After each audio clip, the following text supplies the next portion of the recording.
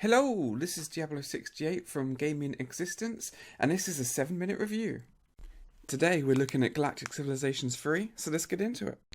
As always, these games give you a nice selection of different races you can use with different bonuses and abilities, but one of the main things I like to do is edit my race, and that's what I think all 4X games should have a really good offering for. And it gives you the standards of cosmetic changes you can have, but the main things I like to do is the actual sort of nuts and bolts, the minuses, the pluses, the different things you can do. And it's got quite a simple system of a point-based system, and if you give yourself more minuses, you can then have more pluses to then add on to other things. This is a nice little change. It allows you to sort of change some of your race. It's not groundbreaking, it's not huge changes, but it's nice just to have a few different edits. And you can do the same with a few of your different starting powers as well, which it can change your gameplay a little bit. As I say, it's not groundbreaking, but it's just enough just to give you those few edits to your race and keep you playing a bit more. What is interesting in Galactic Civilizations is the fact that you can choose your tech tree as well. So there's quite a few different tech trees to go through, and they give you different options and different things to work towards. A nice addition to the game. The game has quite a standard sort of hex-based system, so you can move your ships around. They have sort of amount of movement that they can go, and you explore and go around the whole sort of galaxy in the map that you have. So there isn't sort of a lane system or areas you can't go. You literally just have your empire, your borders. That's how you have it. It's a pretty standard affair as 4X games go, with you have manufacturing, how quickly you can build things on the planet and ships, research, how quickly you go through the tech tree, and income that you need to balance, and you can't go into negative. So, a pretty standard 4X affair, and you're obviously going to try and manipulate this as you go along. You then have different planets that you colonize, and as you take them, they have these tile-based systems. Now, when I first picked up this game, I really didn't enjoy this tile-based system. It works on adjacency bonuses, so generally you want to build something in the middle and then surround it with your equivalent buildings which are going to get their bonuses. But as you can see, some of the planets, it doesn't give you those tiles how you want it, and it's quite annoying that you can't do what you want. Later on, you do manage to get sort of upgrades which let you put extra sort of tiles down. So I wanted an extra tile here, I can. So you can manipulate it, and actually once I've played it a bit more, I got grown to appreciate it. But it is sort of a bit of a Marmite thing. You either love it or you hate it. The tech tree in Galactic Civilizations 3 is actually really quite good. You've got 4 different sort of main sections that you go through, and in each of these sections, as you can see, it's sort of got generally 2 or 3 different paths that you then follow as you go through.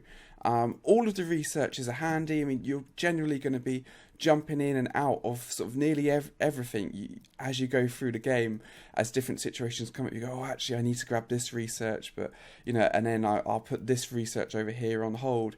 It's actually a very nice system, and you can adapt it, and it changes your play style, as these 4X games should have with the tech tree, and everything is quite useful to go through. They've done a good job of this. The ship designer is something that a lot of people have lost a lot of time in, I bet, playing Galactic Civilizations 3. And that's because you can customize pretty much everything on the ship. And that is cosmetically, you can customize all of these different things. And I've seen people have designed, the Enterprise and Battlestar Galactica, and you can do all of this.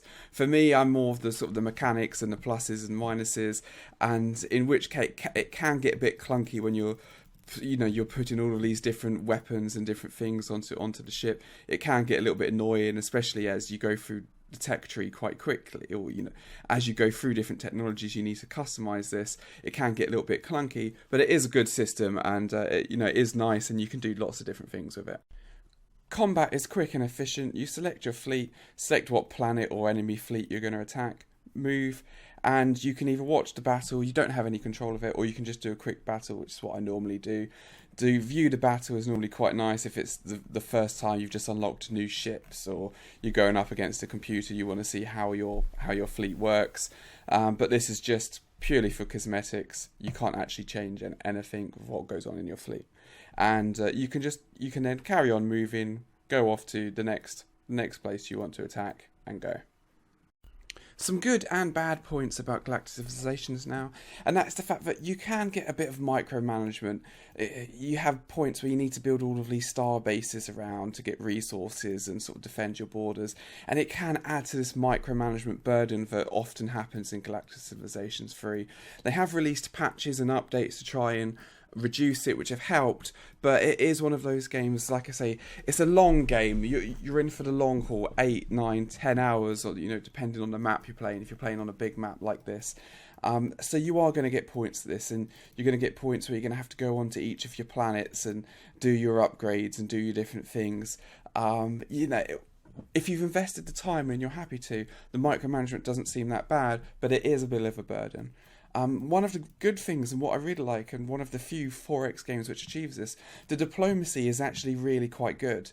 There are points, especially if you're playing on the harder difficulty, where you really feel you need to speak to one of these other places, and you need to give them money so they won't attack you, or you need to actually, they say to you, we're not happy that you've got your star base in our territory, and you think, actually, I am going to blow up this star base, because if you go to war with me, I'm going to lose the 6 hours I've invested into this game. I am going to go into the tech tree, and I'm going to do more stuff. I'm going to actually do some of my diplomacy to get better diplomacy, because I don't want to go to war with you. And even if people do go to war with you and you start investing everything to try and stop them, they will come back and say, hey, do you want a ceasefire? And often in these games, a ceasefire means that the computer knows he's got no chance and you're just about to wipe him out. Whereas in Galactic Civilizations, it seems quite good of actually you sit and go, yes, because I need to start investing back into, my economy and things like that. So that does work very well for the game. Super quick summary, because I'm going to run out of time for my 7-minute review, and that is Galactic Civilizations is probably one of the best 4X games that I've played recently, of recent times.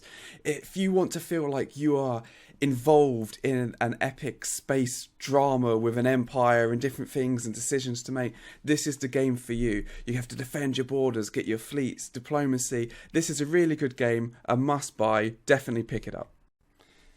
This was Diablo 68 from Gaming Existence, and that was my review for Galactic Civilizations 3. If you want to have a more in-depth look at one, then I do have a full review for Galactic Civilizations 3, which goes into a lot more of the details and how things work. So I hope you enjoyed it. Thanks for watching.